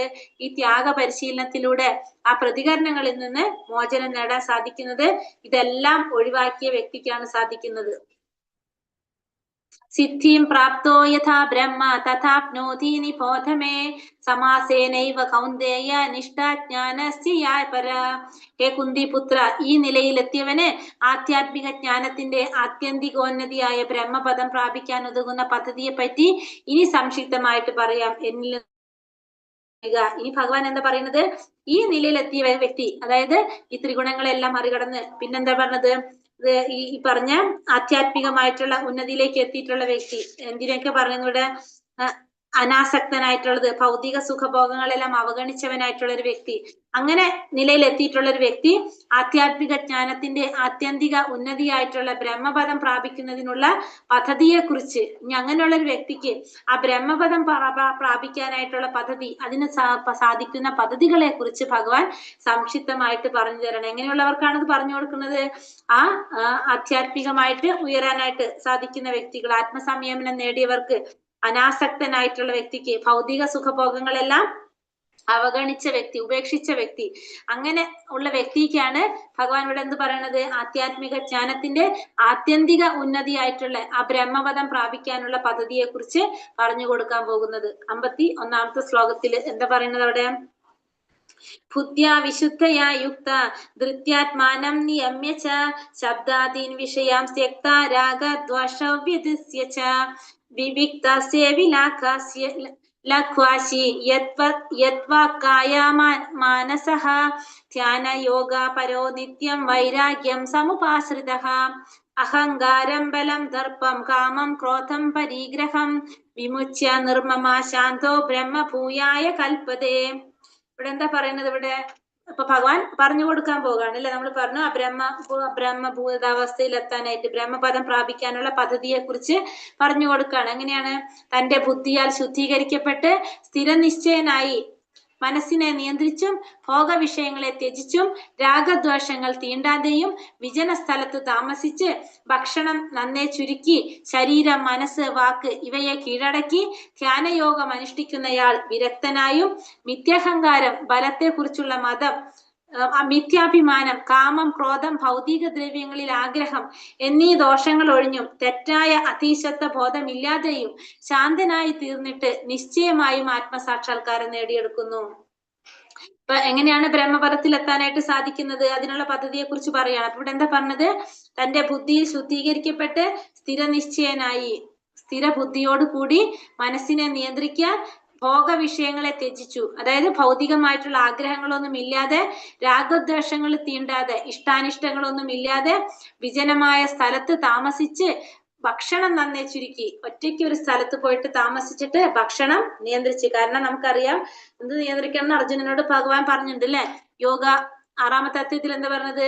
അമിതമായി ഭക്ഷിക്കുന്നവർക്കും കുറച്ച് ഭക്ഷിക്കുന്നവർക്കും കുറെ ഉറങ്ങുന്നവർക്കും കുറച്ച് ഉറങ്ങുന്നവർക്കും യോഗിയാവാൻ സാധിക്കില്ല എന്ന് പറഞ്ഞു. അപ്പൊ ഇവിടെ എന്ത് പറഞ്ഞാണ്? ഭക്ഷണം നന്നേ ചുരുക്കി ശരീരം, മനസ്സ്, വാക്ക് ഇവയെ കീഴടക്കി ധ്യാനയോഗം അനുഷ്ഠിക്കുമ്പോൾ, പിന്നെ വിരക്തനായും, വിരക്തനാവാന്ന് വെച്ചാൽ എവിടെ നിന്നാണ് വിരക്തി വേണ്ടത്? ഭൗതികമായ ആഗ്രഹങ്ങളിൽ നിന്നുള്ള വിരക്തി, മിഥ്യാഹങ്കാരം, ബലത്തെക്കുറിച്ചുള്ള മതം, മിഥ്യമായിട്ടുള്ള അഭിമാനം, പിന്നെ കാമം, ക്രോധം, ഭൗതിക ദ്രവ്യങ്ങളിലുള്ള ആഗ്രഹം എന്നീ ദോഷങ്ങളെല്ലാം ഒഴിഞ്ഞ് തെറ്റായ അതീശത്വ ബോധമില്ലാതെ, തന്റെ തെറ്റായിട്ടുള്ള അധീശത്വം ഇതെല്ലാം എന്റെ അധീനതയിലാണെന്നുള്ള ബോധമില്ലാതെ ശാന്തനായി തീർന്നിട്ട് നിശ്ചയമായും ആ വ്യക്തിക്ക് എന്ത് സാധിക്കും? ബ്രഹ്മപദം പോകാനായിട്ട് സാധിക്കും, ആത്മസാക്ഷാത്കാരം നേടാനായിട്ട് സാധിക്കുമെന്ന് പറയാം. അപ്പൊ ഇത്രയും കാര്യങ്ങൾ ഭഗവാൻ പറഞ്ഞു കൊടുക്കുകയാണല്ലേ. അപ്പൊ ബ്രഹ്മപദം പ്രാപിക്കാനുള്ള പദ്ധതിയെ കുറിച്ച് പറഞ്ഞു. ഇങ്ങനെ ചെയ്യുന്ന ഒരു വ്യക്തിക്ക് എന്ത് സാധിക്കും? ബ്രഹ്മപദം പോകാനായിട്ട് സാധിക്കും. അതായത് ബുദ്ധിയാൽ തന്റെ ബുദ്ധിയാൽ ശുദ്ധീകരിക്കപ്പെട്ട് സ്ഥിരനിശ്ചയനായിക്കൊണ്ട് മനസ്സിനെ നിയന്ത്രിക്കാൻ സാധിച്ചുകൊണ്ട് ഭോഗ വിഷയങ്ങളെല്ലാം ത്യജിച്ചുകൊണ്ട് രാഗദ്വേഷങ്ങൾ തീണ്ടാതെ വിജന സ്ഥലത്ത് താമസിച്ച് ഭക്ഷണം ചുരുക്കി മനസ്സും ശരീരവും വാക്കിനെയും കീഴടക്കി ധ്യാനയോഗം അനുഷ്ഠിക്കുന്ന പിന്നെ വിരക്തനായിട്ട് മിഥ്യാഹങ്കാരം, ബലത്തെക്കുറിച്ചുള്ള മതം, മിഥ്യാഭിമാനം, കാമം, ക്രോധം, ഭൗതികമായിട്ടുള്ള ദ്രവ്യങ്ങളില് ഭൗതികമായിട്ടുള്ള കാര്യങ്ങളിലുള്ള ആഗ്രഹം, ഇത്തരത്തിലുള്ള ദോഷങ്ങൾ ഒഴിഞ്ഞും തെറ്റായ അധീശത്വ ബോധമില്ലാതെയും ശാന്തനായി തീർന്ന് നിശ്ചയമായും എന്ത് സാധിക്കും? ആത്മസാക്ഷാത്കാരം നേടാനായിട്ട് സാധിക്കുമെന്ന് പറയാണ്. അടുത്തതിലോ ബ്രഹ്മഭൂതപ്രസന്നാത്മാനാശോ ജതിന കാംക്ഷതി സമസർവേഷു ഭൂതേഷു മത്ഭക്തിം ലഭതേ പരാം. ഈ ആധ്യാത്മിക അവസ്ഥയിൽ എത്തിച്ചേർന്നവൻ പരബ്രഹ്മ സാക്ഷാത്കാരം സിദ്ധിച്ച് പരമാനന്ദം അനുഭവിക്കുന്നു. ഈ അവസ്ഥയിൽ എത്തിച്ചേർന്നവർക്ക് എന്താണ്? ഭഗവാനെ സാക്ഷാത്കാരം ലഭിച്ച് സിദ്ധിച്ച് പരമാനന്ദം അനുഭവിക്കാനായിട്ട് സാധിക്കും. അയാൾക്ക് ദുഃഖമില്ല, ആഗ്രഹങ്ങളില്ല, സർവഭൂതങ്ങളിലും സമഭാവനയാണ് അയാൾക്കുള്ളത്. ഈ നിലയിൽ അയാൾ വിശുദ്ധ ഭക്തിയോടെ എന്റെ സേവനത്തിൽ മുഴുകുന്നു. അപ്പൊ അയാൾക്ക് എന്തില്ല? ദുഃഖങ്ങളില്ല. എല്ലാത്തിനും എങ്ങനെയാണ് കാണുന്നത്? സമഭാവനയോടെയാണ് കാണുന്നത്. സർവഭൂതങ്ങളെ സമഭാവനയോടെ കാണുന്നു. അയാൾക്ക് ആഗ്രഹങ്ങളില്ല, ദുഃഖങ്ങളില്ല, പരമാനന്ദം അനുഭവിക്കാണ്. വിശുദ്ധ ഭക്തിയോടെ ഭഗവാന്റെ സേവനത്തില് ഏർപ്പെട്ടുകൊണ്ടിരിക്കും. എങ്ങനെയുള്ള വ്യക്തിയാണ്? ആ ബ്രഹ്മപദം പൂകിയ വ്യക്തി, ആ പരബ്രഹ്മ സാക്ഷാത്കാരം സിദ്ധിച്ച വ്യക്തി ആ പരമാനന്ദം അനുഭവിക്കാണ്. ബ്രഹ്മപദം പൂകാനായിട്ട് അല്ലെങ്കിൽ ആത്മസാക്ഷാത്കാരം നേടിയ വ്യക്തിയെ കുറിച്ചാണ് പറഞ്ഞത്. അങ്ങനെയുള്ള വ്യക്തി പരബ്രഹ്മ സാക്ഷാത്കാരം സിദ്ധിച്ച വ്യക്തിക്ക് പരമാനന്ദം അനുഭവിക്കാൻ സാധിക്കും. അയാൾക്ക് പിന്നെ ദുഃഖങ്ങളോ ആഗ്രഹങ്ങളോ ഒന്നും ഉണ്ടാവില്ല. എല്ലാവരെയും സമഭാവനയോടെ കാണാൻ സാധിക്കും. അയാൾ എങ്ങനെയായിരിക്കും? വിശുദ്ധ ഭക്തിയോടെ സേവനത്തിൽ മുഴുകിക്കൊണ്ടിരിക്കും. സ്പീഡ് കൂടുന്നുണ്ടോ ഞാൻ പറയുന്നത്? പറ്റുന്നുണ്ടോ? ശ്രദ്ധിക്കാൻ പറ്റുന്നുണ്ടോ? കുറച്ച് സ്പീഡിൽ പോകുന്നുണ്ട് മാതാജി. പറയണ്ടായിരുന്നു. എവിടെ തൊട്ട് പറയണം വീണ്ടും? ഈ ബ്രഹ്മസാക്ഷാത്കാരത്തിന്റെ അവിടെ മാറ്റി സ്പീഡിൽ പോയത് ഇതാണ്. ബ്രഹ്മസാക്ഷാത്കാരം 51ാമത്തെ ശ്ലോകം തൊട്ട് പറഞ്ഞാൽ മതി. ഒന്നും കൂടി മതി. ഓക്കെ. എന്താ ഇവിടെ പറഞ്ഞത്? 50ാമത്തെ ശ്ലോകത്തിൽ ഭഗവാൻ പറയുന്നുണ്ട് അല്ലെ, ആധ്യാത്മിക ജ്ഞാനത്തിന്റെ ആത്യന്തിക ഉന്നതിയായിട്ടുള്ള ബ്രഹ്മപദം പ്രാപിക്കാനുള്ള ആ സംക്ഷിപ്തമായിട്ടുള്ള പദ്ധതിയെ കുറിച്ച് പറഞ്ഞു തരാമെന്ന് ഭഗവാൻ പറയാണ്. അതായത് രഹസ്യമായിട്ടുള്ള ഒരു പദ്ധതിയാണ്. ആ സംക്ഷിപ്തമായിട്ട് അതിനെ കുറിച്ച് പറഞ്ഞു തരാം എന്ന് ഭഗവാൻ പറയാണ്. എന്നിട്ട് ഭഗവാൻ പറഞ്ഞു കൊടുക്കുന്നതാണ് 51, 52, 53 ശ്ലോകത്തില് ആ ബ്രഹ്മപദം പ്രാപിക്കാനുള്ള പദ്ധതിയെ കുറിച്ച് പറഞ്ഞു കൊടുക്കുകയാണ്. എന്താണ് ഇവിടെ പറഞ്ഞത്? തന്റെ ബുദ്ധിയാൽ ശുദ്ധീകരിക്കപ്പെട്ട് സ്ഥിരനിശ്ചയനായിട്ട്, തന്റെ ശുദ്ധീകരിക്കപ്പെട്ട ബുദ്ധിയാണ്. അങ്ങനെ സ്ഥിരനിശ്ചയത്തോടെ ദൃഢനിശ്ചയത്തോടു കൂടി മനസ്സിനെ നിയന്ത്രിക്കുക. ആ വ്യക്തി എന്താണ്? ബുദ്ധി എങ്ങനെയുള്ള ബുദ്ധിയാണ്? ശുദ്ധീകരിച്ച ബുദ്ധിയാണ്. ദൃഢനിശ്ചയത്തോടു കൂടി മനസ്സിനെ നിയന്ത്രിക്കുക. ഭോഗ വിഷയങ്ങളെ ത്യജിക്കുക. നമുക്ക് എന്തില്ല? നമുക്ക് ഒന്നിനോടും ആഗ്രഹങ്ങളില്ല. നമ്മുടെ ഇന്ദ്രിയ വിഷയങ്ങൾ അതിനെക്കുറിച്ചില്ല. അങ്ങനത്തെ ഒരു ചിന്തയില്ല. ആ ഇന്ദ്രിയ വിഷയങ്ങളെല്ലാം മാറി രാഗദ്വേഷങ്ങൾ തീണ്ടാതെ നമുക്ക് എന്തില്ല? ഇഷ്ടങ്ങളും അനിഷ്ടങ്ങളും ഇല്ല. രാഗദ്വേഷങ്ങൾ എന്ന് വെച്ചാൽ ഇഷ്ടങ്ങളും അനിഷ്ടങ്ങളും ഇല്ല. പിന്നെ വിജനമായ സ്ഥലത്ത് താമസിച്ച് ഭക്ഷണം കുറച്ച്, ഭക്ഷണം നന്നേ ചുരുക്കി, പിന്നെന്താണ്? ശരീരം, മനസ്സ്, വാക്ക് ഇതിനെ കീഴടക്കാൻ സാധിക്കും. അപ്പൊ മാനസികം, ശാരീരികവും വാക്മയ തപസ് കരുത്ത് എന്താ പറയാ പ്രാപ്തമാക്കിയിട്ടുണ്ടായിരിക്കും. പിന്നെ ധ്യാനയോഗം അനുഷ്ഠിക്കുക. അങ്ങനെ കീഴടക്കിയിട്ട് ധ്യാനയോഗം അനുഷ്ഠിക്കുന്ന വ്യക്തി, പിന്നെ ആ വ്യക്തി എങ്ങനെയാണ്? വിരക്തനാണ്. ഭൗതികമായിട്ടുള്ള കാര്യങ്ങളിൽ നിന്ന് വിരക്തി നേടിയവനായിരിക്കും. മിഥ്യാഹങ്കാരം, ബലത്തെക്കുറിച്ചുള്ള മതം, മിഥ്യാഭിമാനം, പിന്നെ കാമം, ക്രോധം, ഭൗതികമായ വസ്തുക്കളിലുള്ള ആഗ്രഹം ഇതിനൊക്കെ ഒഴിച്ചു നിർത്തി തെറ്റായ അധീശത്വ ബോധമില്ലാതെ എന്റേതാണെല്ലാം, ഞാനാണ് എല്ലാത്തിന്റെയും അധിപൻ എന്ന ബോധമില്ലാതെ ശാന്തനായി തീർന്നാൽ എന്താ സാധിക്കും? ആ വ്യക്തിക്ക് ആത്മസാക്ഷാത്കാരം നേടാനായിട്ട് സാധിക്കും. ബ്രഹ്മപദം നേടാനായിട്ട് സാധിക്കും എന്ന് പറഞ്ഞപ്പോ ഒരു വ്യക്തിക്ക് ബ്രഹ്മപദം നേടാൻ സാധിക്കണമെങ്കിൽ എങ്ങനെയായിരിക്കണം ആ വ്യക്തി എന്നാണ് പറയുന്നത്. ആ വ്യക്തി എങ്ങനെയായിരിക്കണം? ശുദ്ധീകരിച്ച ബുദ്ധിയായിരിക്കണം, സ്ഥിരനിശ്ചയത്തോടെ മനസ്സിനെ നിയന്ത്രിച്ചവനായിരിക്കണം, ഭോഗവിഷയങ്ങളെ ത്യജിച്ചവനായിരിക്കണം, രാഗദോഷങ്ങള് ഇല്ലാത്തവനായിരിക്കണം, വിജനമായ സ്ഥലത്ത് താമസിച്ച് ഭക്ഷണം നന്നെ കുറച്ച് കഴിക്കുന്നവനാണ്, ശരീരം, മനസ്സ്, വാക്ക് ഇവയെ കീഴടക്കിയവനായിരിക്കും, ധ്യാന യോഗം അനുഷ്ഠിക്കുന്ന ആളായിരിക്കും, പിന്നെ വിരക്തിയാണ്ടായിരിക്കും, ഭൗതികമായ കാര്യങ്ങളിൽ വിരക്തി ഉണ്ടായിരിക്കും, മിഥ്യാഹങ്കാരം, ബലത്തെക്കുറിച്ചുള്ള മതം, മിഥ്യാഭിമാനം, പിന്നെ കാമം, ക്രോധം, ഭൗതികമായിട്ടുള്ള ദ്രവ്യങ്ങളിലുള്ള ആഗ്രഹം ഇതിനെ ഉപേക്ഷിച്ച വ്യക്തിയായിരിക്കും, പിന്നെ അതീശത്വ ബോധമില്ലാത്തവനായിരിക്കും. അങ്ങനെ ശാന്തനുമോടെ ആയി തീർന്നിട്ടുള്ള വ്യക്തിക്ക് നിശ്ചയമായിട്ടും എന്ത് സാധിക്കും? ബ്രഹ്മപദം പോകാനായിട്ട് അല്ലെങ്കിൽ ആത്മസാക്ഷാത്കാരം നേടിയെടുക്കാനായിട്ട് സാധിക്കുമെന്ന് ഭഗവാൻ പറയാണ്. ഇനി അടുത്തതിൽ എന്താ പറയണത്? ബ്രഹ്മഭൂത പ്രസന്നാത്മാ നാശോചതി ന കാംക്ഷതി സമാ സർവേഷു ഭൂതേഷു മദ്ഭക്തിം ലഭതേ പരാം. ഈ ആധ്യാത്മിക അവസ്ഥയിൽ എത്തിച്ചേർന്നവൻ പരബ്രഹ്മ സാക്ഷാത്കാരം സിദ്ധിച്ച് പരമാനന്ദം അനുഭവിക്കുന്നു. അപ്പൊ ഈ ഒരു അവസ്ഥയിൽ എത്തിക്കഴിഞ്ഞാൽ, ഈ ബ്രഹ്മ സാക്ഷാത്കാരത്തിൽ എത്തിക്കഴിഞ്ഞാൽ അല്ലെങ്കിൽ ബ്രഹ്മാനന്ദത്തിൽ എത്തിക്കഴിഞ്ഞാൽ ആ വ്യക്തിക്ക് എന്ത് സാധിക്കും? പരമാനന്ദം അനുഭവിക്കാൻ സാധിക്കും. അയാൾക്ക് പിന്നെ ദുഃഖങ്ങൾ ഉണ്ടാവില്ല, ആഗ്രഹങ്ങൾ ഉണ്ടാവില്ല, എല്ലാറ്റിനെയും സമഭാവനയോടെ കാണാനായിട്ട് സാധിക്കും. അങ്ങനെയുള്ള വ്യക്തി ശുദ്ധ ഭക്തിയോടെ ഭഗവാന്റെ സേവനത്തിൽ ഏർപ്പെട്ടുകൊണ്ടിരിക്കും. അങ്ങനെയുള്ള വ്യക്തി എപ്പോഴും എന്ത് ചെയ്തുകൊണ്ടിരിക്കും? ശുദ്ധ ഭക്തിയോടുകൂടി ഭഗവത് സേവനത്തിൽ ഏർപ്പെട്ടുകൊണ്ടിരിക്കും.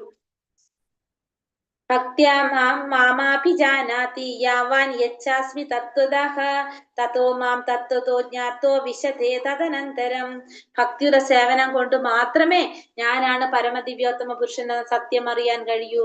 ആ ഭക്തി കൊണ്ട് തന്നെ എന്നെ കുറിച്ച് പൂർണ്ണബോധം നേടുമ്പോൾ അയാൾക്ക് ദൈവ സാമ്രാജ്യത്തിൽ പ്രവേശിക്കാൻ സാധിക്കും. അപ്പൊ ആ വ്യക്തിക്ക് ആർക്കായാലും എന്ത് സാധിക്കുള്ളൂ? ഭക്തിയുടെ സേവനത്തിലൂടെ മാത്രമേ ഞാനാണ് പരമദിവ്യോത്തമ പുരുഷൻ എന്ന സത്യം അറിയാൻ സാധിക്കുള്ളൂ. അല്ലാതെ ഭഗവാനെ കുറിച്ച് അറിയാൻ സാധിക്കില്ല. നമുക്ക് ഒരു എളുപ്പവഴിയില്ല ഭഗവാനെ കുറിച്ച് അറിയാം. നമുക്ക് എന്ത് വേണ്ടത്? ഭക്തിയുടെ സേവനം ചെയ്യണം. ഭക്തിയുടെ സേവനത്തിലൂടെ മാത്രമേ ഭഗവാനാണ് പരമദിവ്യോത്തമ പുരുഷൻ, ആ പരമമായ സത്യം ഭഗവാനാണെന്ന് അറിയാൻ സാധിക്കുള്ളൂ. ഭക്തി കൊണ്ട് മാത്രമേ ഭഗവാനെ കുറിച്ചുള്ള പൂർണ്ണ ബോധം നേടാനായിട്ട് സാധിക്കുള്ളൂ. അങ്ങനെ ഭഗവാന്റെ സാമ്രാജ്യത്തില്, ദൈവ സാമ്രാജ്യത്തിൽ പ്രവേശിക്കാൻ സാധിക്കുള്ളൂ. അപ്പൊ ഭക്തിയുടെ സേവനം ഇതില്ലാതെ, ഭക്തി എന്ന് പറഞ്ഞാൽ എന്താണ്? ഭക്തിയുടെ സേവനം തന്നെയാണ്.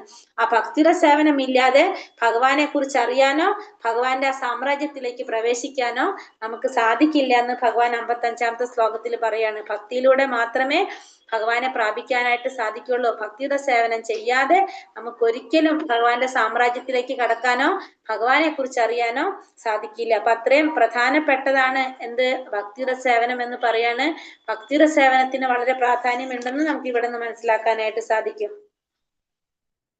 സർവകർമ്മണ്യപി സദാ കുർവാണോ മദ്വ്യപാശ്രയഃ മത്പ്രസാദാദവാപ്നോതി ശാശ്വതം പദമവ്യയം.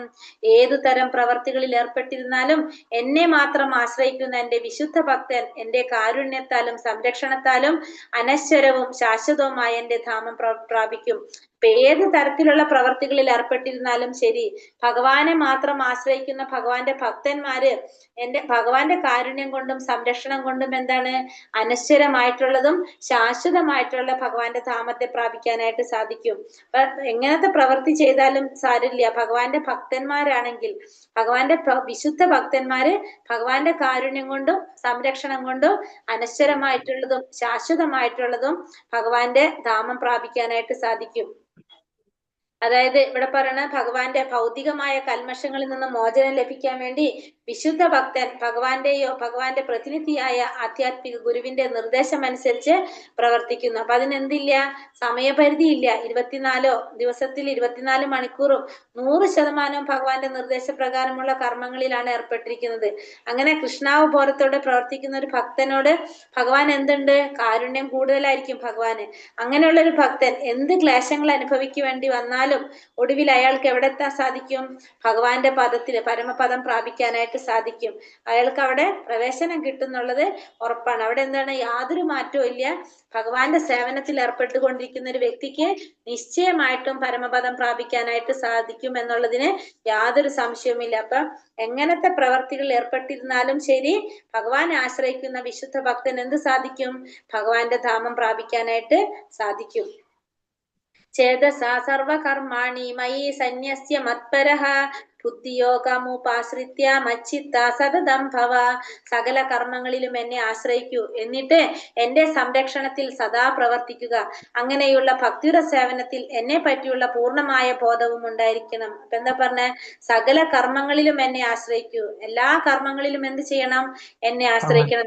പറഞ്ഞിട്ടുണ്ടായിരുന്നല്ലേ, കർമ്മം ചെയ്യാനായിട്ട് 5 ഘടകങ്ങൾ. അതിൽ ഒരെണ്ണം എന്താണ്? ഭഗവാനാണ്.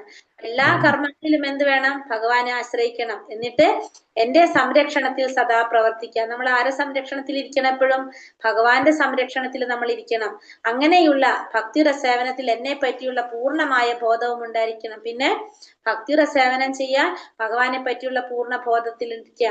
എല്ലാ കർമ്മങ്ങളും ഭഗവാനെ ആശ്രയിക്കുക, ഭഗവാന്റെ സംരക്ഷണത്തിൽ സദാ പ്രവർത്തിക്കുക, ഭക്തിയുടെ സേവനത്തില് ഭഗവാനെ പറ്റിയുള്ള പൂർണ്ണ ബോധത്തോടെ ഇരിക്കുക. അങ്ങനെ ചെയ്തു കഴിഞ്ഞാൽ നമുക്ക് എന്ത് സാധിക്കും? ഭഗവാനെ പ്രാപിക്കാനായിട്ട് സാധിക്കും. നമ്മൾ ചെയ്യുന്നതെല്ലാം എന്തിനു വേണ്ടിയിട്ടാണ്? ഭഗവാന്റെ പ്രീതിക്ക് വേണ്ടിയിട്ടുള്ളതാണ്. കൃഷ്ണാവബോധത്തോടെയാണ് നമ്മൾ ഓരോ കാര്യങ്ങളും ചെയ്യേണ്ടത്. നമ്മളെ ലക്ഷ്യം എന്താണ്? ജീവിതത്തിന്റെ ഭഗവാന്റെ സേവനം, ഭഗവത് സേവനമാണ് നമ്മുടെ ലക്ഷ്യം. അപ്പൊ നമ്മൾ ഭഗവാനെ ഓർക്കാത്ത ഒരു സമയം പോലും നമ്മളിൽ ഉണ്ടാവാൻ പാടില്ല. ഏതൊരു സമയവും ഭഗവാനെ ആശ്രയിച്ചുകൊണ്ട് ഭഗവാനെ സ്മരിച്ചുകൊണ്ട് നമ്മൾ ചെയ്യുക. അതാണ് നമ്മൾ എന്ത് പറയുന്നത്? കൃഷ്ണാവബോധം എന്ന് പറയുന്നത്.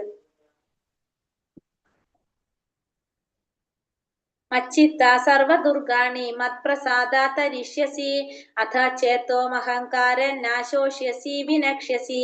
എന്നെ കുറിച്ച് ബോധവാനായിരുന്നാൽ നിനക്ക് എന്റെ പ്രസാദം കൊണ്ട് തന്നെ ബദ്ധജീവിതത്തിന്റെ സകല ക്ലേശങ്ങളെയും അതിജീവിക്കാൻ കഴിയും. ആ ബോധത്തോടെ പ്രവർത്തിക്കാതെ മിഥ്യാഹങ്കാരം കൊണ്ട് എന്റെ അഭിമതം അനുസരിക്കാതെ പോയാലോ നാശമാകും ഫലം. ഇവിടെ എന്താ പറഞ്ഞത്? എന്നെ കുറിച്ച് ബോധവാനായിരുന്നാല് നിനക്ക് എന്റെ പ്രസാദം കൊണ്ട് തന്നെ ബദ്ധജീവിതത്തിന്റെ സകല ക്ലേശങ്ങളെയും അതിജീവിക്കാൻ കഴിയും. അപ്പൊ ഭഗവാനെ കുറിച്ച് ബോധവാനായിരുന്നു കഴിഞ്ഞാല് ഭഗവാന്റെ പ്രസാദം കൊണ്ട് ബദ്ധജീവിതത്തിന്റെ എല്ലാ ക്ലേശങ്ങളെയും അതിജീവിക്കാനായിട്ട് എന്തുകൊണ്ട് സാധിക്കും? ഭഗവാനെ കുറിച്ച് ബോധവാനായിരിക്കുക, ഭഗവാന്റെ പ്രസാദം, ഇത് രണ്ടും കൊണ്ട് നമുക്ക് എന്ത് സാധിക്കാണ്? ബദ്ധജീവിതത്തിലുള്ള എല്ലാ ക്ലേശങ്ങളും നമുക്ക് അതിജീവിക്കാനായിട്ട് സാധിക്കും. ആ ബോധത്തോടെ പ്രവർത്തിക്കാതെ മിഥ്യമായ അഹങ്കാരം കൊണ്ട് ഭഗവാന്റെ അഭിമതം അനുസരിക്കാതെ പോയാലോ നാശമായിരിക്കും ഫലം. അതല്ല, അങ്ങനെ ചിന്തിക്കാതെ ഭഗവാന്റെ പ്രസാദം കൊണ്ട് ജീവിതത്തിൽ എല്ലാ ക്ലേശങ്ങളെയും അതിജീവിക്കാൻ കഴിയും എന്ന് മനസ്സിലാക്കാതെ, എന്ന് ചിന്തിക്കാതെ, ആ ബോധത്തോടെ പ്രവർത്തിക്കാതെ മിഥ്യയായിട്ടുള്ള അഹങ്കാരം കൊണ്ട് ഭഗവാനെ അനുസരിക്കാതെ തന്നിഷ്ടത്തിന് പ്രവർത്തിക്കുകയാണെങ്കിൽ അതിന്റെ ഫലം എന്താണ്? നാശമാണ് അതിന്റെ ഫലം എന്ന് ഭഗവാനോട് പറഞ്ഞു. അപ്പൊ ഭഗവാന്റെ ഇഷ്ടത്തിനനുസരിച്ച്, ഭഗവാന്റെ അഭിമതം അനുസരിച്ചാണ് പ്രവർത്തിക്കേണ്ടത്. അങ്ങനെ പ്രവർത്തിക്കാതെ തന്നിഷ്ടത്തിന് പ്രവർത്തിക്കുക, മിഥ്യയായിട്ടുള്ള അഹങ്കാരം കൊണ്ട് ഞാനാണ് എല്ലാതും, എന്നിൽ എന്റെ എന്താണ്, എന്റെ പ്രവൃത്തി കൊണ്ടാണ് എനിക്ക് ഈ ഫലങ്ങളൊക്കെ കിട്ടിയത് എന്ന് ചിന്തിക്കുക, ഭഗവാനിൽ വിശ്വാസമില്ലാതിരിക്കുക. അപ്പൊ അങ്ങനെ ചെയ്തു കഴിഞ്ഞാൽ അതിന്റെ ഫലം എങ്ങനെയാണ്? നാശമായിരിക്കും എന്നിവിടെ ഭഗവാൻ പറയാണ്. യദഹങ്കാരമാശ്രിത്യ നായോത്സ്യ ഇതി മന്യസേ മിഥ്യൈഷ്യ വ്യവസായസ്തേ പ്രകൃതിം സ്വാനിയോഷ്യതി. എന്റെ നിർദ്ദേശത്തെ അനുസരിക്കുന്നില്ലെങ്കിൽ, യുദ്ധം ചെയ്യുന്നില്ലെങ്കിൽ നീ വഴിപിഴച്ചു പോകും. മാത്രമല്ല നിന്റെ സ്വഭാവ പ്രകൃതിയാൽ നീ യുദ്ധത്തിൽ ഏർപ്പെടുക തന്നെ വേണം. അപ്പോ നീ എന്റെ നിർദ്ദേശം അനുസരിക്കുന്നില്ല എന്ന് വിചാരിക്കുക. നീ എന്താ ഭഗവാൻ അർജുനനോട് പറഞ്ഞത്? യുദ്ധം ചെയ്യാനാ പറഞ്ഞത് അല്ലെ? അപ്പൊ നീ എന്റെ നിർദ്ദേശം അനുസരിക്കുന്നില്ല, അതായത് നീ യുദ്ധം ചെയ്യുന്നില്ലെങ്കിൽ നിനക്ക് എന്ത് സംഭവിക്കും? നീ വഴിപിഴച്ചു പോകും. കാരണം പിന്നെന്താ പറഞ്ഞത്? കാരണം എന്താണ്? ഒരു കാര്യം കൂടി ഉണ്ട് അവിടെ.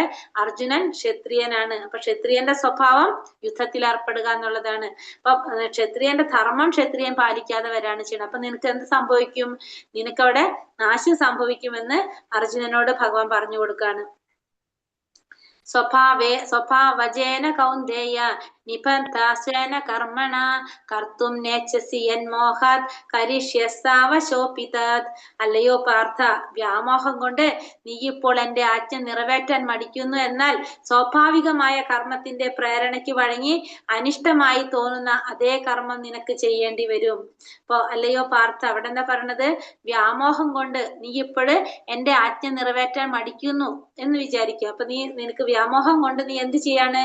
എന്റെ ആജ്ഞ നിറവേറ്റാൻ നീ മടിക്കുകയാണെങ്കിൽ സ്വാഭാവികമായ കർമ്മത്തിന്റെ പ്രേരണയ്ക്ക് വഴങ്ങിയിട്ട് അനിഷ്ടമായി തോന്നുന്ന അതേ കർമ്മം നിനക്ക് ചെയ്യേണ്ടതായിട്ട് വരും. അപ്പൊ ഇപ്പൊ ഞാൻ പറഞ്ഞത് നീ ചെയ്യാൻ മടിക്കുകയാണെങ്കിൽ തന്നെ സ്വാഭാവികമായിട്ടുള്ള കർമ്മത്തിന്റെ പ്രേരണയ്ക്ക് വഴങ്ങിക്കൊണ്ട് നീ എന്താണ് നിന്റെ ആ സ്വാഭാവികമായിട്ടുള്ള കർമ്മത്തിന്റെ പ്രേരണ എന്ന് വെച്ചാൽ അർജുനൻ ആരാണ്? ക്ഷത്രിയനാണ് അല്ലെ.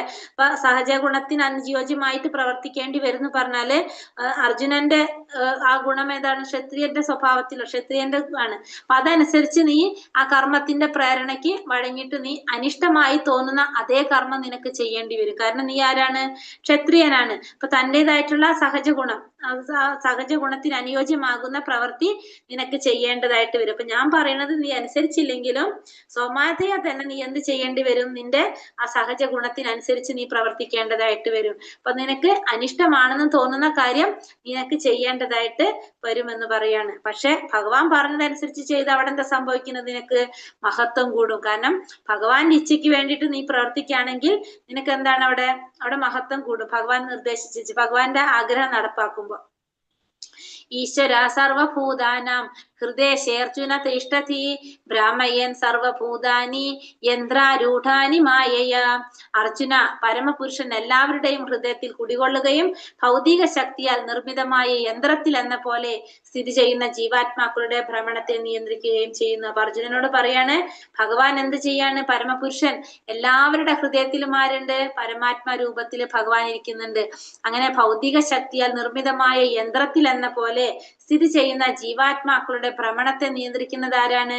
ഭഗവാനാണ്. ഭഗവാൻ നമ്മുടെ ഉപദ്രഷ്ടന്തി എന്ന് പറയുന്നുണ്ട് അല്ലെ, മേൽനോട്ടക്കാരനാണെന്ന് പറഞ്ഞു. നമ്മുടെ എല്ലാ കാര്യങ്ങളും നോക്കി കണ്ട് ചെയ്യുന്നത് ആരാണ്? പരമാത്മാവാണ്. ഉപദ്രഷ്ടാവായിട്ടിരിക്കുന്നു നമ്മൾ പറഞ്ഞു. അങ്ങനെ ഭഗവാൻ എന്താ പറയാ? പരമപുരുഷൻ എല്ലാവരുടെ ഹൃദയത്തിലും കുടികൊള്ളുകൊണ്ട് ഭൗതിക ശക്തിയാൽ നിർമ്മിതമായ യന്ത്രത്തിൽ എന്ന പോലെ, ഒരു ഭൗതിക ശക്തി കൊണ്ട് നിർമ്മിച്ചൊരു യന്ത്രം, ആ യന്ത്രത്തിൽ എന്ന പോലെ സ്ഥിതി ചെയ്യുന്ന ജീവാത്മാക്കളുടെ ഭ്രമണത്തെ നിയന്ത്രിക്കുന്നത് ആരാണ്? ഭഗവാനാണെന്ന് ഭഗവാനോട് പറയാണ്.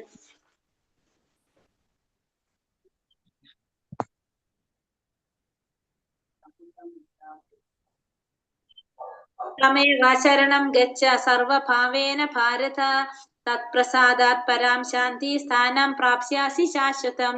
ഹേ ഭാരത, ആ പരമപുരുഷനെ ആത്മാർപ്പണം ചെയ്യൂ. അവിടുത്തെ പ്രസാദം കൊണ്ട് നീ പരമമായ ശാന്തി നേടും, ശാശ്വതമായ പരമപദം പ്രാപിക്കും. അപ്പൊ ഇവിടെ പറയാണ് അർജുനന്റെ അടുത്ത്, നീ എന്ത് ചെയ്യണം? ആ ഭഗവാനായിട്ടുള്ള പരമപുരുഷനായിട്ടുള്ള ഭഗവാനെ ആത്മാർപ്പണം ചെയ്യൂ. ആത്മാർപ്പണം ചെയ്യാന്ന് വെച്ചാൽ ആത്മാവും ശരീരവും മനസ്സും എല്ലാം ഭഗവാന് സമർപ്പിക്കുക. അങ്ങനെ ഭഗവാന്റെ പ്രസാദം കൊണ്ട് നിനക്ക് എന്ത് സാധിക്കും? പരമമായ ശാന്തി നേടാനായിട്ട് സാധിക്കും.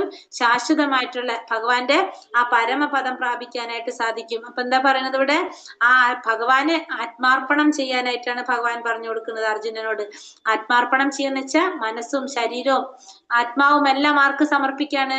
ഭഗവാന് സമർപ്പിക്കുക. അതായത് ഭഗവാന് തന്നെ സമർപ്പിക്കുകയാണ്, ശരണാഗതി പ്രാപിക്കുകയാണ്. തന്നെ ആരാണ് ചെയ്തിട്ടുള്ള ശരണാഗതി പ്രാപിച്ചത് ആരാണ്? മഹാബലി ചക്രവർത്തി അല്ലെ, ബലി മഹാരാജാവ് തന്നെ സമർപ്പിക്കുകയാണ് ചെയ്തത്. അങ്ങനെ ചെയ്തു കഴിഞ്ഞാൽ നിനക്ക് ശാശ്വതമായിട്ടുള്ള ആ പരമപദം പ്രാപിക്കാനായിട്ട് സാധിക്കും. ഇതി തേ ജ്ഞാനമാഖ്യാതം ഗുഹ്യാത് ഗുഹ്യതരം മയാ വിമൃശൈതദശേഷേണ യഥേച്ഛസി തഥാ കുരു. ഇപ്രകാരം അതിരഹസ്യമായ ജ്ഞാനമാണ് ഞാൻ നിനക്ക് വിവരിച്ചു തന്നത്. ഇനി സമഗ്രമായി ആലോചിച്ചതിന് ശേഷം ഹിതം എന്ന് തോന്നുന്നത് എന്തോ അത് ചെയ്യുക. ഇതുവരെ ഞാൻ നിനക്ക് എന്താ പറഞ്ഞത്? അത്ര രഹസ്യമായിട്ടുള്ള കാര്യമാണ് ഞാൻ നിനക്ക് പറഞ്ഞു തന്നത്. ഇനി നീ എന്ത് ചെയ്യാ? നിനക്ക് ആലോചിച്ചതിന് ശേഷം നിനക്ക് എന്താണോ ശരിയെന്ന് തോന്നുന്നത് അത് നീ ചെയ്യുക. യഥാചസി തഥാ കുരു. ഹിതം എന്ന് തോന്നുന്നത് എന്തോ അത് നീ ചെയ്യുക. നിനക്ക് ഏതാണോ ശരി എന്ന് തോന്നുന്നത് അത് നീ ചെയ്യുക എന്ന് പറയണം. കാരണം ഈ രഹസ്യമായ ജ്ഞാനം നിനക്ക് ഞാൻ പറഞ്ഞു തന്നു. ഇനി നീ ഏതാണോ നിനക്ക് ശരിയെന്ന് തോന്നുന്നത് അത് ചെയ്യുക. സർവഗുഹ്യതമം ഭൂയ ശൃണു മേ പരമം വചഃ ഇഷ്ടോസി മേ ദൃഢാമിതി തതോ വക്ഷ്യാമി തേ ഹിതം. എനിക്ക് എത്രയും പ്രിയപ്പെട്ട സുഹൃത്തായതിനാലാണ് പരമഗുഹ്യമായ ഈ ജ്ഞാനം, സർവോത്തമമായ ഈ ഉപദേശം നിനക്ക് നൽകുന്നത്. ഇനിയും കേൾക്കൂ, നിന്റെ മേന്മയ്ക്ക് വേണ്ടിയാണിത്. അപ്പൊ നിനക്ക് എന്തുകൊണ്ടാണ് ഞാൻ ഇതൊക്കെ പറഞ്ഞു തരുന്നത്? നീ എന്റെ ഏറ്റവും പ്രിയപ്പെട്ട സുഹൃത്തായത് കൊണ്ടാണ് ഈ ഗുഹ്യമായിട്ടുള്ള, ഈ രഹസ്യമായിട്ടുള്ള ജ്ഞാനം, ആ സർവോത്തമമായിട്ടുള്ള ഈ ഉപദേശം ഞാൻ നിനക്ക് നൽകുന്നത്. ഇനിയും കേൾക്കൂ. എന്തിനാണ് പറയണത്? നിന്റെ നന്മയ്ക്ക് വേണ്ടിയിട്ടാണ് ഞാൻ ഇതെല്ലാം പറയുന്നത്. ഇനിയും നീ ഇതൊക്കെ കേൾക്കാനാണ് ഇവിടെ ഭഗവാൻ അർജുനനോട് പറയുന്നത്. മന്മനാഭവ മദ്ഭക്തോ മദ്യാജീമാ നമസ്കുരു മാമേ വൈഷ്യസി സത്യം തേ പ്രതിജാനേ പ്രിയോസിമേ. എപ്പോഴും എന്നെ ഓർക്കുക, എന്റെ ഭക്തനാവുക, എന്നെ ആരാധിക്കുകയും പ്രണമിക്കുകയും ചെയ്യുക. ഇങ്ങനെ ചെയ്തു പോന്നാൽ നിശ്ചയമായും നിനക്ക് എന്നെ പ്രാപിക്കും. കാരണം ഞാൻ തീർത്തു പറയുന്നു, എന്തെന്നാൽ എനിക്ക് പ്രിയപ്പെട്ടവനാണ് നീ. അപ്പൊ നീ എന്ത് ചെയ്യണം? നീ എപ്പോഴും എന്നെ ഓർക്കണം, എന്റെ ഭക്തനാകണം, എന്നെ ആരാധിക്കുകയും പ്രണമിക്കുകയും ചെയ്യണം. അങ്ങനെ ചെയ്തു പോന്നു കഴിഞ്ഞാൽ നിനക്ക് എന്നെ പ്രാപിക്കാനായിട്ട് നിശ്ചയമായും സാധിക്കും. കാരണം എന്തുകൊണ്ടാണ്? എനിക്ക് ഏറ്റവും പ്രിയപ്പെട്ടവനാണ് നീ എന്ന് പറയണം. അപ്പൊ എപ്പോഴും നീ എന്നെ ഓർക്കണം, എന്റെ ഭക്തനാകണം, എന്നെ ആരാധിക്കണം, എന്നെ പ്രണമിക്കണം. അങ്ങനെ ചെയ്തു പോന്നു കഴിഞ്ഞാൽ നിനക്ക് നിശ്ചയമായിട്ടും എന്നെ പ്രാപിക്കാൻ സാധിക്കും. കാരണം എന്തുകൊണ്ടാണ്? എനിക്ക് ഏറ്റവും പ്രിയപ്പെട്ടവനാണ് നീ എന്ന് പറയണം. അപ്പൊ നമസ്കുരു മാമേ വൈഷ്യസി സത്യം തേ പ്രതിജാനെ പ്രിയോസിമേ. ഒരു ഭഗവാന്റെ ശുദ്ധ ഭക്തനാവണമെങ്കിൽ എന്ത് ചെയ്യണം? എപ്പോഴും ഭഗവാനെ ഓർക്കണം, ഭഗവാന്റെ ഭക്തനാകണം, ഭഗവാനെ ആരാധിക്കുകയും ചെയ്യണം. അങ്ങനെ ചെയ്തു കഴിഞ്ഞാല് നിശ്ചയമായിട്ടും ഭഗവാനെ പ്രാപിക്കാനായിട്ട് സാധിക്കും. തീർത്തു പറയുന്നു, കാരണം എനിക്ക് ഏറ്റവും പ്രിയപ്പെട്ടവനാണ് നീ എന്ന് ഭഗവാൻ പറയാണ്. എങ്ങനെയാണ് ഭഗവാനെ മനസ്സിൽ ഓർക്കേണ്ടത്? ഏത് രൂപത്തിലാണ് ഭഗവാനെ ഓർക്കേണ്ടത്? എപ്പോഴും ഭഗവാൻ പറഞ്ഞിട്ടുണ്ടായിരുന്നു നമുക്ക് വിഭൂതി യോഗത്തിൽ. എങ്ങനെയാണ്? ഏത് രൂപത്തിലാണ് ഭഗവാനെ ഓർക്കേണ്ടത്? ശ്രീകൃഷ്ണ രൂപത്തിൽ അല്ലേ? ഭഗവാൻ പറഞ്ഞു തന്നിട്ടില്ലേ? ശ്രീകൃഷ്ണ രൂപത്തിൽ രൂപത്തിലാണ്, ശ്രീകൃഷ്ണൻ രൂപത്തിലായിരിക്കണം നീ എന്നെ എപ്പോഴും സ്മരിക്കേണ്ടത്. ഇനി എന്താ ഭഗവാൻ പറയുന്നത്? സർവധർമാൻ പരിത്യജ മാമേകം ശരണം വ്രജ അഹത്വം സർവ പാപേഭ്യോ മോക്ഷയിഷ്യാമി മാം ശുചഃ. സർവധർമ്മങ്ങളെയും ത്യജിച്ച് എന്നിൽ ശരണം തേടുക, ഞാൻ നിന്നെ സകല പാപ പ്രതികരണങ്ങളിൽ നിന്ന് മോചിപ്പിക്കാം, ഭയപ്പെടേണ്ട. പിന്നെ പറയുന്നത് ഞാൻ നിന്നെ മോചിപ്പിക്കാം. എങ്ങനെയാണെങ്കിൽ നീ സർവധർമ്മങ്ങളും ത്യജിച്ചുകൊണ്ട് എന്നിൽ ശരണം തേടുക. നിന്റെ എല്ലാ ധർമ്മവും ത്യജിച്ച് നീ എന്നെ ശരണം തേടിക്കഴിഞ്ഞാൽ നിന്നെ ഞാൻ സകല പാപ പ്രതികരണങ്ങളിൽ നിന്ന് മോചിപ്പിക്കും, ഭയപ്പെടേണ്ട എന്ന് പറയുന്നത്. ഇവിടെ അർജുനനോട് പറയാണ്, നീ എന്ത് ചെയ്യണം? നീ എല്ലാ പാപങ്ങളിൽ നിന്നെ മോചിപ്പിക്കാൻ എനിക്ക് സാധിക്കും. എങ്ങനെയാണെങ്കിൽ നീ എല്ലാ ധർമ്മങ്ങളും ത്യജിച്ച് നീ എന്നിൽ ശരണം തേടുക. ഭഗവാൻ എന്താണോ ചെയ്യുന്നത്, എന്താണോ പ്രവർത്തിക്കുന്നത്, അതാണ് ധർമ്മം. അപ്പൊ അർജുനനോട് പറയാണ്, നീ നിന്റെ എല്ലാ ധർമ്മങ്ങളും വിട്ട് എന്നിൽ ശരണം പ്രാപിച്ചു കഴിഞ്ഞാൽ ഭഗവാൻ അർജുനൻ സംരക്ഷിപ്പിക്കുമെന്ന് പറയണം. അപ്പൊ പിന്നെ എന്തുണ്ടാവില്ല? പാപപ്രതികരണങ്ങളൊന്നും അർജുനൻ ഏൽക്കേണ്ടതായിട്ട് വരില്ല, എല്ലാത്തിനും മോചിപ്പിക്കാം എന്നാണ് അർജുനനോട് ഭഗവാൻ പറയുന്നത്. അപ്പൊ എന്ത് ചെയ്യണം? എല്ലാതും വിട്ട് ഭഗവാനെ ശരണം പ്രാപിക്കുക. എല്ലാ ധർമ്മങ്ങളും ഉപേക്ഷിച്ചുകൊണ്ട് ഭഗവാനെ ശരണം പ്രാപിക്കാനായിട്ട് ഭഗവാൻ പറയണം. അപ്പൊ ഭഗവാൻ രക്ഷിക്കും, എല്ലാ പാപ പ്രതികരണങ്ങളിൽ നിന്ന് മോചിപ്പിക്കുമെന്ന് ഭഗവാൻ ഇവിടെ പറയണം. ഭയപ്പെടേണ്ട എന്ന് പറയുന്നത്. ഇദം തേനാതപസ്കായ നാ ഭക്തായ കഥാചന ശുശ്രൂഷവേ ച വാച്യം നച മാമ്യോപ്യസൂയതി. തപസ്സോ ഭക്തിയോ ഇല്ലാത്തവർക്കും ഭക്തി സേവനത്തിൽ ഏർപ്പെടാത്തവർക്കും എന്നോട് അസൂയുള്ളവർക്കും രഹസ്യമായി ജ്ഞാനം ഉപദേശിക്കരുത്. ഇനി ആർക്കൊന്നും ഉപദേശിക്കാൻ പാടില്ല എന്ന് പറയുന്നത്? തപസ്സില്ലാത്തവർക്ക്, ഭക്തി ഇല്ലാത്തവർക്ക്, ഭക്തി സേവന കർമ്മത്തിൽ ഏർപ്പെടാത്തവർക്ക്, ഭഗവാനോട് അസൂയുള്ളവർക്കൊന്നും എന്ത് പാടില്ല? ഈ ജ്ഞാനം ഉപദേശിക്കാനായിട്ട് പാടില്ല. ഭക്തി ഇല്ലാത്തവർക്കോ തപസ്സില്ലാത്തവർക്കോ ഭക്തി സേവനത്തിൽ ഏർപ്പെടാനായിട്ടുള്ള അസൂയുള്ളവർക്ക്, ഭക്തി സേവനത്തിൽ ഏർപ്പെടാത്തവർക്ക്, ഭഗവാനോട് അസൂയുള്ളവരോട് എന്ത് പാടില്ല? ഈ ജ്ഞാനം, ഏത് ജ്ഞാനത്തെ കുറിച്ചാണ് പറയണത്? ഭഗവത്ഗീത ഉപദേശിക്കാനായിട്ട് പാടില്ല. ഭഗവത്ഗീത ഉപദേശിക്കണമെങ്കിൽ നമുക്ക് എന്ത് വേണം? മിനിമം ക്വാളിഫിക്കേഷൻ അല്ലെ? ഭക്തി കുറച്ചെങ്കിലും നമുക്ക് ഉണ്ടാവണം. എങ്കിൽ മാത്രമേ ഭഗവാനെ കുറിച്ച് കേൾക്കാനായിട്ട് നമുക്ക് ആഗ്രഹം ഉണ്ടാവുള്ളൂ. അത് ഇല്ലാത്തവരടുത്ത് അത് ഉപദേശിക്കാൻ പോകരുതെന്ന് പറയാണ്. യാ ഇദം പരമം ഗുഹ്യം മദ്ഭക്തേഷ്വാഭിധാസ്യസി ഭക്തിമയി പരാം കൃത്വാ മാമേ വൈഷ്യത്യ സംശയഃ. പരമരഹസ്യമായ ഈ ജ്ഞാനത്തെ എന്റെ ഭക്തന്മാർക്ക് ഉപദേശിക്കുന്നവനെ ശുദ്ധ ഭക്തിയുടെ സേവനം സുനിശ്ചിതമാണ്. അവസാനം അയാൾ എന്നിലേക്ക് തിരിച്ചെത്തുകയും ചെയ്യുന്നു. അപ്പൊ ഈ രഹസ്യമായ ജ്ഞാനം ഇത് ഭഗവാന്റെ ഭക്തന്മാർക്ക് ഉപദേശിച്ചു കൊടുക്കുന്നവൻ എന്താണ്? ഭക്തിയുടെ സേവനം സുനിശ്ചിതമാണ്. ആ വ്യക്തിക്ക് ഭഗവാനിലേക്ക് എത്താനായിട്ട് സാധിക്കും, ഭഗവാനിലേക്ക് തിരിച്ചെത്താനായിട്ട് സാധിക്കും. അപ്പൊ എന്ത് വേണം? ആ രഹസ്യമായ ജ്ഞാനം ഭഗവാന്റെ ഭക്തന്മാർക്ക് ഉപദേശിച്ചു കൊടുക്കുക. അങ്ങനെയുള്ള അവര് ചെയ്യുന്നത് എന്താണ്? ഒരു ശുദ്ധ ഭക്തിയുടെ സേവനമാണ് അവർ ചെയ്യുന്നത്. അവർക്ക് എന്ത് സാധിക്കുന്ന പറഞ്ഞത്? ഭഗവാനിലേക്ക് തിരിച്ചെത്താനായിട്ട് സാധിക്കും. നച്ചാ തസ്മാൻ മനുഷ്യേഷു കശ്ചിൻ മേ പ്രിയ കൃത്തമഃ ഭവിതാനാ ച മേ തസ്മാത് തസ്മാദന്യ പ്രിയതരോ ഭുവിഹി.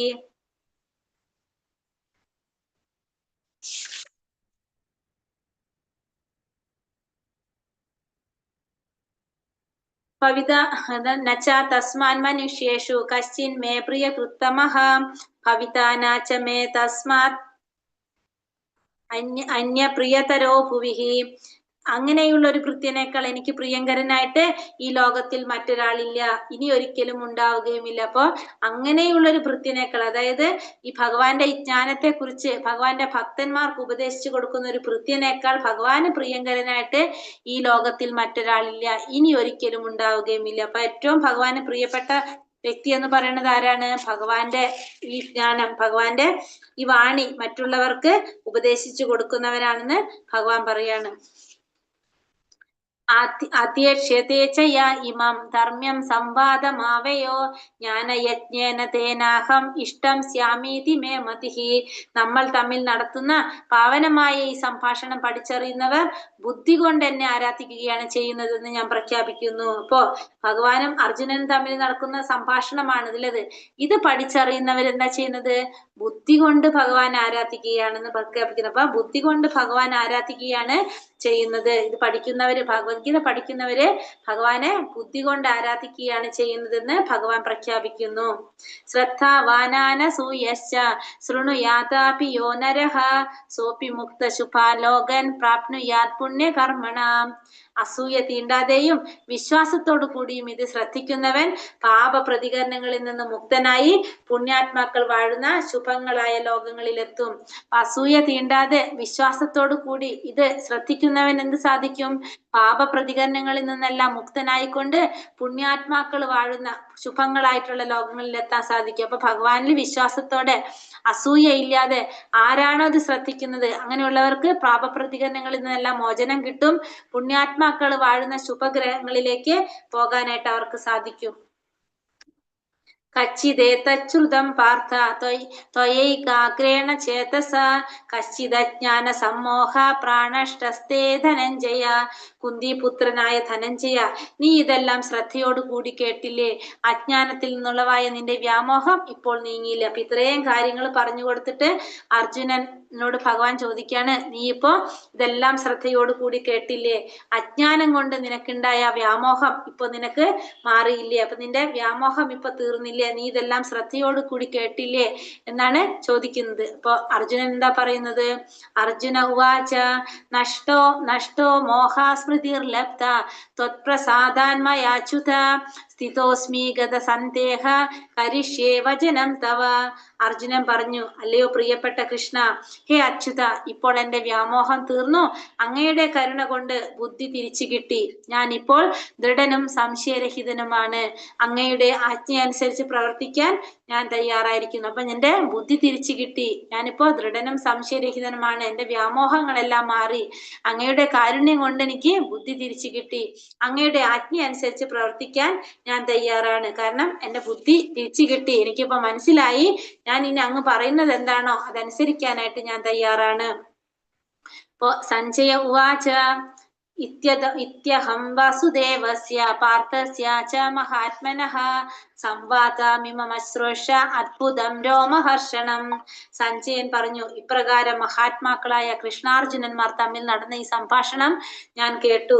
അത്ഭുതകരമായ ഈ സന്ദേശം എന്നെ കോൾമയിർ കൊള്ളിക്കുന്നു. സഞ്ജയൻ പറയാണ്, ഇപ്രകാരം അർജുനനും കൃഷ്ണനും തമ്മിൽ, കൃഷ്ണാർജുനന്മാർ തമ്മിൽ നടത്തിയ ഈ സംഭാഷണം ഞാൻ കേട്ടു. ഇത് അത്ഭുതകരമായ സന്ദേശം എന്നെ കോൾമയിർ കൊള്ളിക്കുന്നു. കാരണം അർജുനനും ഭഗവാനും തമ്മിലുള്ള സംഭാഷണം കേൾക്കാൻ ആർക്ക് ഭാഗ്യം ലഭിച്ചു? സഞ്ജയന് ഭാഗ്യം ലഭിച്ചു, വ്യാസമഹർഷിയുടെ അനുഗ്രഹം കൊണ്ട്. അപ്പൊ അതുകൊണ്ട് ആ അത്ഭുതമായ സന്ദേശം എന്നെ കോൾമയിർ കൊള്ളിക്കുന്നു എന്നാണ് ആര് പറയുന്നത്? സഞ്ജയൻ പറയുന്നത്. വ്യാസപ്രസാദ ചുത്വാനെ അടുത്ത ക്ലാസ്സിൽ എടുത്തൂടെ? നമതി സമയം എന്തായി? ഓ 9:30 ആയോ? ഹരേ കൃഷ്ണ. 3 ശ്ലോകമുള്ള മാതാജി, അന്ന് തീർത്തോട്ടത്. ആയിക്കോട്ടെ ഓക്കെ. ഞാൻ സമയം അന്ന് നിങ്ങൾ പറയണ്ടായിരുന്നു 9:30 ആയി, 9:15 ആകുമ്പോ പറയായിരുന്നു. ഞാൻ ഇങ്ങനെ എടുത്ത് ആ ഒരു ഇൻട്രസ്റ്റിൽ അങ്ങോട്ട് പോയി. ഞാൻ കേട്ടിരിക്കാൻ അറിയുന്നില്ലായിരുന്നു സമയം പോയത്. അതങ്ങ് ആ ഒരു ഇതിലങ്ങ് പോയതാ മാതാജി. ഇല്ല, ഞാനിപ്പോ സമയം മാതാജി പറഞ്ഞപ്പോഴാ ശ്രദ്ധിച്ചത്. സഞ്ജയ ജി, ഉവാച. ആ, നാളെ വെളുപ്പിന് ഗുരുവായൂർ പോണം. നമ്മള് നേരത്തെ കിടക്കണമെന്ന്. ഹരേ കൃഷ്ണ മാതാജി ലീവ് ചെയ്തോളൂ, ഇതൊന്ന് കംപ്ലീറ്റ് ചെയ്യാം, കാരണം 3 ശ്ലോകമുള്ളൂ ഇതില്.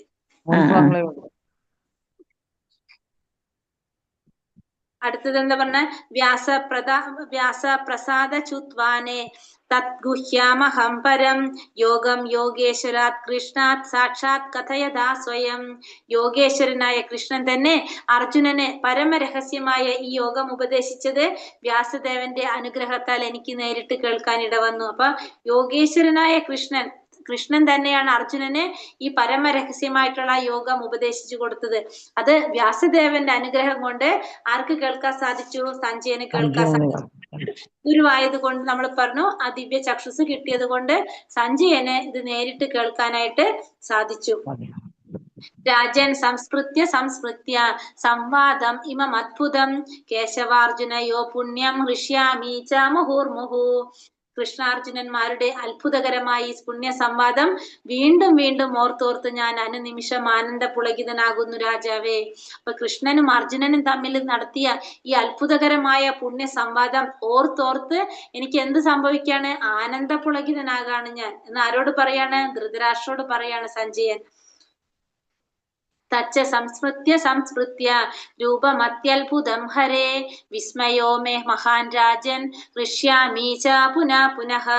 അല്ലയോ രാജാവേ, കൃഷ്ണന്റെ അത്ഭുതാവഹമായ ആ രൂപം ഓർക്കും തോറും എനിക്ക് വിസ്മയം വർദ്ധിക്കുന്നു, വീണ്ടും വീണ്ടും സന്തോഷമുണ്ടാകുന്നു. അപ്പൊ പറയാണ് രാജാവിനോട് എന്താ പറയണത്?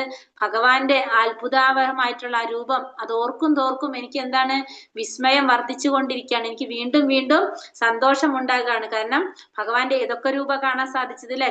ചതുർഭുജ രൂപത്തിൽ കണ്ടു, എന്താണ് നമ്മുടെ വിശ്വരൂപത്തിൽ കണ്ടു, പിന്നെന്താണ് കാൽരൂപം കണ്ടു, ശ്രീകൃഷ്ണ രൂപം കണ്ടു.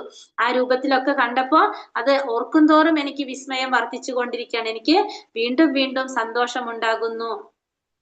യത്ര യോഗേശ്വര കൃഷ്ണോ യത്ര പാർത്ഥാധനുർധരഃ തത്ര ശീർവിജയോ ഭൂതിർ ധ്രുവാ നിതിർമതിർമമ. യത്ര യോഗേശ്വര കൃഷ്ണോ യത്ര പാർത്ഥാധനുർധരഃ തത്ര ശീർവിജയോ ഭൂതിർ ധ്രുവാ നിതിർമതിർമമ. യത്ര യോഗേശ്വര കൃഷ്ണ യത്ര പാർത്ഥാധനുർധരഃ തത്ര ശീർവിജയോ ഭൂതിർ ധ്രുവാ നിതിർമതിർമമ. എവിടെ യോഗേശ്വരനായ കൃഷ്ണനുണ്ടോ, എവിടെ വില്ലാളി വീരനായ അർജുനനുണ്ടോ, അവിടെയാണ് ഐശ്വര്യവും വിജയവും അസാധാരണ ശക്തിയും നീതിയും ഉള്ളത്. ഇതാണ് എന്റെ അഭിപ്രായം. അപ്പൊ എവിടെയാണോ യോഗേശ്വരനായ കൃഷ്ണനുള്ളത്, എവിടെയാണോ വില്ലാളി വീരനായ അർജുനനുള്ളത്, അവിടെയാണ് എന്തുള്ളത്? ഐശ്വര്യവും വിജയവും അസാധാരണ ശക്തിയും നീതിയും ഉള്ളത്. ഇതാണ് ആരുടെ അഭിപ്രായം? സഞ്ജയന്റെ അഭിപ്രായം. എവിടെയാണോ യോഗേശ്വരനായ കൃഷ്ണനുള്ളത്, എവിടെയാണോ വില്ലാളി വീരനായ അർജുനനുള്ളത്, അവിടെയാണ് എന്തുണ്ടാകുന്നത്? ഐശ്വര്യവും വിജയവും നീതിയും ഉള്ളത്. അപ്പൊ ഒരു ചോദ്യത്തോടു കൂടിയാണ് നമ്മുടെ ഭഗവത്ഗീത ആരംഭിച്ചത്. ഏതാണ്? ധൃതരാഷ്ട്ര ചോദിച്ച ഒരു ചോദ്യം. എന്താണ് ചോദ്യം? സമേതായുത്സവഃ മാമകാ പാണ്ഡവൈശ്ചൈവ സഞ്ജയ. ഇവിടെ എന്താ ഇവിടെ പറഞ്ഞത്? ലാസ്റ്റ് ഇപ്പൊ സഞ്ജയൻ എന്താ പറയണത്? എവിടെയാണോ യോഗേശ്വരനായ കൃഷ്ണനുള്ളത്, എവിടെയാണോ വില്ലാളി വീരനായ അർജുനനുള്ളത്, അവിടെയാണ് ഐശ്വര്യവും വിജയവും അസാധാരണ ശക്തിയും നീതിയും ഉള്ളത്. ഇതാണ് എന്റെ അഭിപ്രായം. യത്ര യോഗേശ്വര കൃഷ്ണോ യത്ര പാർത്ഥാധനുർധരഃ തത്ര ചീർവിജയോ ഭൂതിർ ധ്രുവാ നിതിർമതിർമമ. ഹരേ കൃഷ്ണ ഹരേ കൃഷ്ണ കൃഷ്ണ കൃഷ്ണ കൃഷ്ണ ഹരേ ഹരേ രാമ ഹരേ രാമ ഹരേ രാമ രാമ രാമ ഹരേ ഹരേ. സർവം കൃഷ്ണാർപ്പണമസ്തു. ഓം തത്സത്. ഹരേ കൃഷ്ണ. എല്ലാവർക്കും പ്രണാമം. അങ്ങനെ ഭഗവാന്റെ കാരുണ്യം കൊണ്ട് നമ്മുടെ ലെവൽ 2 അധ്യായം നമുക്കിന്ന് കംപ്ലീറ്റ് ചെയ്തു. നാളെ നമുക്ക് ഒന്നും കൂടി ഇതിന്റെ ഫുള്ള് നോക്കിയിട്ട് ക്വസ്റ്റ്യൻ ആൻസറും കൂടി ചെയ്യാം കേട്ടോ. ഒരു കാര്യം ചോദിച്ചോ?